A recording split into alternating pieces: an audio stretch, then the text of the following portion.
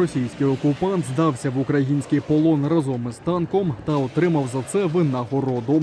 Про це розповів радник міністра внутрішніх справ Віктор Андрусів.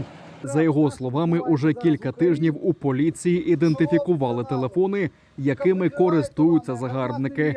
Це українські номери, на які поліцейські регулярно відправляють смс, як здатися у полон і здати технікум.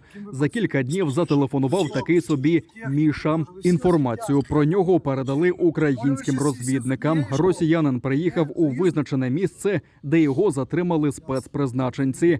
Виявилось, що з екіпажу танку залишився він один, решта утекли додому. Сам він повернутись не міг, оскільки командир погрожував розстрілом.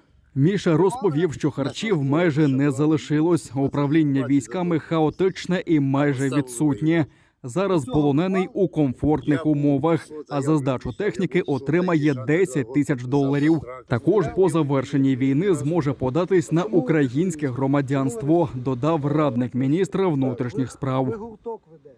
Який гурток ви ведете? Комп'ютерна інформатика.